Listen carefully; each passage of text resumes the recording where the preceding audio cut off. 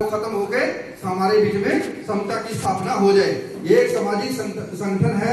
इसके अंदर जो है हमारी सामाजिक सत्ता बने ना बने, सरकार बने ना बने, लेकिन सामाजिक परिवर्तन की जो गति है वो रुकनी नहीं चाहिए। इसका मेन उद्देश्य बामसेफ का ये था। और उसके अंदर जो हमारे डॉक्टर्स, पैरामेडिकल स्टाफ, जितने मेडिकल ऑफिसर्स हैं और जो लैब टेक्नीशियंस हैं, वो सारे के सारे इसके अंदर आते हैं। जो हमारी मुख्य विचारधारा क्या है, इस विचारधारा के बारे में मैं थोड़ा सा आपको अवगत करना चाहता हूं कि आज से लगभग 6000 साल साल पहले हम लोगों की सभ्यता बहुत ज्यादा विकसित थी। पूरे विश्व स्तर में टोटल 4 सभ्यताएं थी। एक मेसोपोटामिया की सभ्यता, दूसरी मिस्र की सभ्यता और तीसरी ये इंडस वैली जिसको सिंधु घाटी की सभ्यता कहा जाता था, जो हिसार, राजगढ़ी, कालीबंगा, राजस्थान, हड़प्पा, मोहनजोदड़ो, पंजाब, यूपी, बिहार में सारे में फैली हुई थी। और चौथी सभ्यता थी हमारी चीन की सभ्यता। ये 4 लोग, जो 4 तरह के लोग हैं, उन्होंने एग्रीकल्चर और पशुपालन का कार्य शुरू किया था। ईरान से एग्रीकल्चरिस्ट लोग आए थे और इधर से साउथ इंडिया से हमारे एग्रीकल्चर, ये पशुपालन के लोग इकट्ठे होके इन्होंने सिंधु नदी के किनारे यह सभ्यता तैयार की थी। इसके अंदर बहुत बढ़िया कंस्ट्रक्शन की जाती थी, बहुत बढ़िया कपड़े का कार्य और निर्माण का कार्य, बर्तन बनाने का कार्य, ये गाड़ियां बनाने का कार्य, पशुओं के द्वारा गाड़ी जोतने का कार्य, सड़कें और बड़े बहुमंजिला इमारतें बहुत सारी इन्होंने पहले 6000 साल पहले हमारी पूरी विकसित सभ्यता थी, जो वैज्ञानिक रूप से और बड़ी ही हम समृद्ध थे उस सभ्यता के अंदर। परंतु उस सभ्यता में हम इतने समृद्ध हो चुके थे जब 6000 साल पहले, आज हम इतने ऐसे कैसे हो गए कि हमारे पास रहने के लिए प्रॉपरली जगह नहीं है, खाने के लिए अन्न नहीं है। जबकि ये ऐसा क्या हुआ, इसके बीच में क्या घटनाक्रम हुए, उसके बारे में हम आज इस प्रबोधन के माध्यम से जानेंगे। तो 6000 साल पहले हमारे बीच में जो आए हैं वो काला सागर के पास कुछ ट्रक कबीले रहते थे, स्टेप पेस्टोलिस्ट। उनका अलग तरह का डीएनए होता था। वो डीएनए यूरोप में भी गया, वो डीएनए साउथ अमेरिका में भी गया, वो डीएनए भारत में भी आया। R1A1 डीएनए वो क्या था, उन्होंने आना और तबाही करना और मार कुटाई करके उन्होंने चोरी चकारी करके भाग जाना था। उनका ये कार्य होता था, जैसे शोले पिक्चर में गब्बर सिंह आता था, लूटपाट करके चला जाता था। ऐसे उन्होंने तबाही करके हमें लूटा और हमारी सारी सभ्यता को तहस नहस किया। परंतु ये सभ्यता हमारी इतनी आसानी से तहस नहस नहीं हुई। जब वो अपने साथ कुछ लेके आए थे जिसको कहते थे सुरा, सुंदरी, और इसके माध्यम से वो हमारे सभ्यता में आए। और हम लोग सुरा ना पीने वाले लोग थे। जो सुरा मतलब शराब ना पीने वाले लोग असुर होते थे। सुरों और असुरों के बीच में युद्ध चलते रहे और उन युद्धों के बाद कुछ सेटलमेंट हुई। और जब सेटलमेंट होने के बाद उनसे पूछा गया कि आप क्या काम करोगे, ना आपको कंस्ट्रक्शन का कार्य आता है, ना आपको पढ़ाई लिखाई का कार्य आता है। हमारे लोगों को संवेदनाएं भी थी, शारीरिक विकास भी था, मानसिक विकास भी था, भावनात्मक विकास भी था। समस्याओं को लिपिबद्ध किया जाता था। उस समय की 6000 साल पुरानी जो खुदाइयां निकलती हैं, उन्हें पत्थरों के ऊपर लिपि लिखी हुई है, पद चिन्ह लिखे हुए हैं। उनको अच्छी तरह से नॉलेज थी, लेकिन उनको भाषा का ज्ञान नहीं था। उन्होंने सीखने के माध्यम से वो हमारी सभ्यता में आए और वो शिक्षा का कार्य हमसे लेने लगे। हमने उनको सिखाना शुरू कर दिया, चलो ये सीख जाएंगे और हमारी सभ्यता में एडजस्ट हो जाएंगे। लेकिन उन्होंने छल कपट के साथ जो सिखाने वाले उनके हमारी सभ्यता के लोग थे, उनको मार दिया और खुद को अपने आप को आर्य यानी कि सर्वश्रेष्ठ घोषित कर दिया। और हमें शिक्षा देने के बदले में मवेशी, अनाज, धन संपदा और स्त्रियों को मांगने लगे।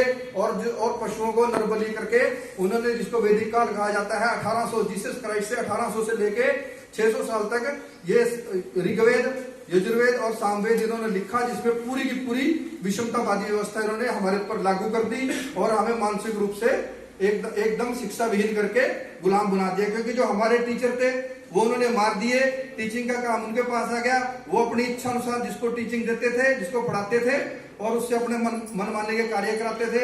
और उस सभ्यता को उन्होंने हमारी एजुकेशन के माध्यम से, जब एजुकेशन उनके पास चली गई तो हमें बिल्कुल मानसिक रूप से गुलाम बना लिया। तब 563 ईस्वी में तथागत गौतम बुद्ध का जन्म होता है। तो तथागत गौतम बुद्ध ने वही धम्म लिपि के माध्यम से लोगों में प्रचार प्रसार किया और उन्होंने विनय पिटक के द्वारा लोगों को शील दिए, पंचशील दिए, जिसमें प्राणियों की हिंसा ना करना, झूठ ना बोलना, व्यभिचार ना करना और साथ में काम वासना से दूर रहना और सुरा मतलब शराब नशीली पदार्थ ना लेना। इन पंचशील के माध्यम से उन्होंने पूरे के पूरे समाज को फिल्टर कर दिया और दोबारा फिर जब ये फिल्ट्रेशन होगी और जब समाज बिल्कुल स्वच्छ हो गया और दोबारा उन्होंने समता मूलक समाज की जो पुरानी सभ्यता थी, हमारी 6000 साल पुरानी सभ्यता, वो जीसस क्राइस्ट से 550 साल पहले दोबारा फिर उन्होंने समता मूलक समाज का समतलीकरण करके मेहनत करके गठन कर दिया। तथागत बुद्ध लगातार 38-40 साल तक लगातार उन्होंने उपदेश दिए, सभाओं में गए। अगर राज सत्ता में पावर होती तो बुद्ध राजा थे, राजा होते हुए वो क्यों छोड़ते, वो समाज में आए। इसी उद्देश्य को समाज में आके उन्होंने लोगों को जागरूक किया।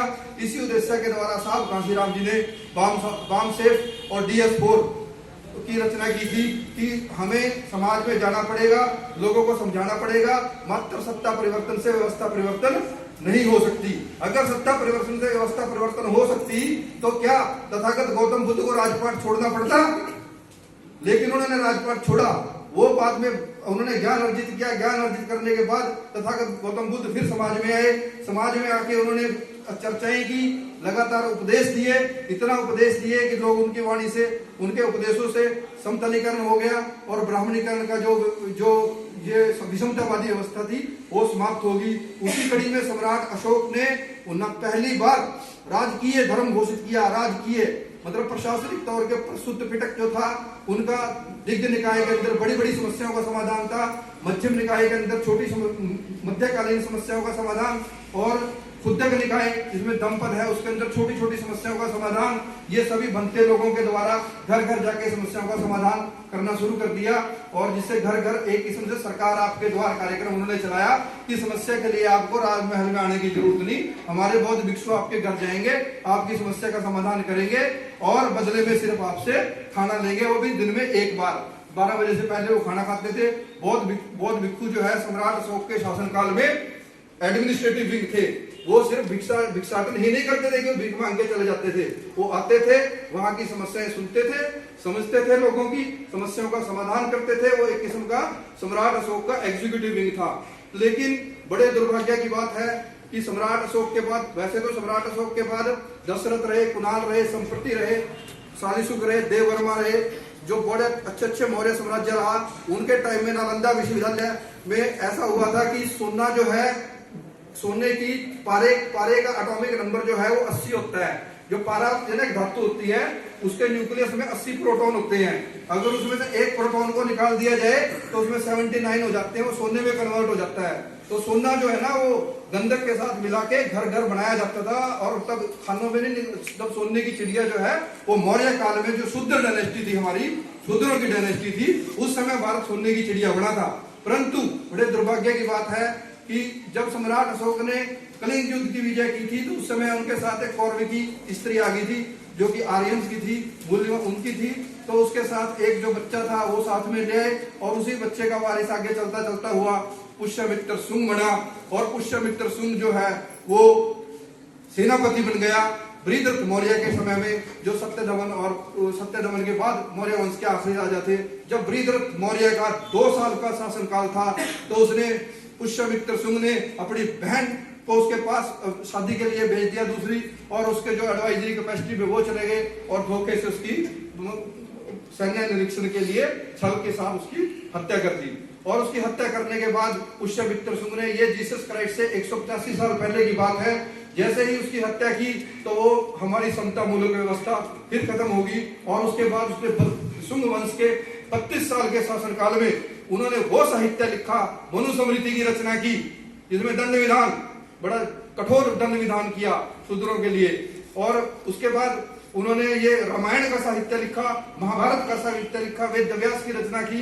उनके एडवाइस जो पतंजलि थे, पतंजलि ने उनको एडवाइस जारी की कि जब तक इनके पास ये अष्टांग मार्ग रहेगा तब तक हम ये लोग अपनी समस्याओं का समाधान करते रहेंगे। इस अष्टांग मार्ग को समाप्त करना बहुत ज्यादा आवश्यक है। तो पतंजलि ने उस अष्टांग मार्ग को तोड़ के आपको अष्टांग योग दिया, जो आपके बाबा रामदेव आपको देते हैं, वो अष्टांग योग देते हैं, जिसके अंदर अष्टांग मार्ग के अंदर हमारे 3 चीजें आती है, प्रज्ञा, शील और समाधि, पहले 2 रास्ते प्रज्ञा के हैं, अगले 4 रास्ते शील के हैं, लास्ट के 2 रास्ते समाधि के हैं। सम्यक दृष्टि और सम्यक संकल्प। दृष्टि मतलब कि हम देख सके, सम्यक मतलब समय के अंदर कि आज क्या तारीख है, कल मैंने क्या करना है, परसों मैंने क्या करना है, अपना टाइम प्लान बना सकें समय के अंदर, और सम्यक दृष्टि, और उसके अनुसार हम अपने संकल्प ले सकें। ये हम, इससे हमारी प्रज्ञा का उदय होता है। और दूसरा हमारा, जैसे हम बोला जाए, सम्यक बोला जाए, और हमारे जो कार्य है वो ठीक हो, हमारी जीविका रोजी रोटी ठीक हो। और तीसरा जो हमारे प्रयास, हमारा व्यायाम, हमारा वीर्य, हमारी वीरता, ये उन्होंने 4 अगले रास्ते बताए। और अनापान सती दिया, अनापान सती से हमारी स्मृति दुरुस्त हुई, और स्मृति के बाद समस्याओं का समाधान करने के लिए समाधि पात दिया। तो इसको तोड़ के उन्होंने यम, नियम, आसन, प्राणायाम, धारणा, ध्यान, समाधि करके उसको विकृत कर दिया। और ताकि ये अपने दुखों का निवारण, मध्यम मार्ग था। संसार में दुख है, दुख का कारण है, कारण का निवारण है, निवारण का मार्ग है। उस मार्ग को ही खत्म कर दो। उस मार्ग को खत्म करने का कार्य पुष्यमित्र शुंग के पतंजलि ने किया कि मध्यम मार्ग को समाप्त कर दो। और मध्यम मार्ग को बताने के लिए जो बौद्ध भिक्षु जाता है उसको भी मारना अति आवश्यक है, ताकि इनको मध्यम मार्ग के बारे में ज्ञान ना हो, और ये कष्ट निरोधगामी मार्ग को, जो अपने दुखों को, जो अपने आप कल्याण कर सकते हैं, ना कर सके, ताकि ये दुखी हो जाएं। तो इसलिए उन्होंने बौद्ध भिक्षुओं को कत्लेआम करवाया। और साथ में अपनी एडवाइस में ये भी कहा, अगर सेना बौद्ध भिक्षुओं को मारती है तो जनता जो है, उपासक लोग जो है, राज का विद्रोह कर देंगे, तो आपका शासन नहीं चलेगा। ऐसी तरकीब लगाई जाए, ऐसी तरकीब लगाई जाए कि सांप भी मर जाए और लाठी भी ना टूटे। क्यों ना उपासकों को ही भड़का दिया जाए कि वो इनको भिक्षु लोगों को मार दे। तो उन्होंने एक स्वर्ण मुद्रा के ऊपर 100 एक बौद्ध भिक्षु के सिर के ऊपर 100 स्वर्ण मुद्राओं का इनाम घोषित किया। तो कुछ लोग तो इतने लालची थे, उसमें आए, वो 10-10 सिर काट के लेके जाते थे और उसकी माला चढ़ाते थे वहां पे। और उन्होंने काली की प्रतिमा स्थापित की, और काली की प्रतिमा के गले में आज भी देखते जो नरमुंडों की माला है, वो हमारे बौद्ध भिक्षुओं की माला है, चढ़ती है। जब भी कभी कभार कभी आप देखना, कहते हैं किसी के ऊपर कोई संकट आ गया, तो पंडित जी क्या उपाय बताते हैं कि नींबुओं को की माला जो है ना, काली माता के मंदिर में चढ़ा दो और 1 शराब का पौवा चढ़ा दो। वो प्रतीकात्मक रूप से बौद्ध भिक्षुओं के सिर कटे हुए उसकी माला पर चढ़ा के और उसके काली माता के ऊपर चढ़ाते हैं प्रतीकात्मक से। तो ये जो बौद्ध भिक्षुओं का नरसंहार हुआ, मूल निवासियों का नरसंहार हुआ, तो उसके बाद ये सारी सभ्यता हमारी तहस नहस हो गई। और उसके बाद में हमारे जो संत शिरोमणि श्री गुरु रविदास जी महाराज आए हैं, हम सब लोग उनका एक भक्ति आंदोलन के रूप में जानते हैं। संत शिरोमणि गुरु रविदास जी ने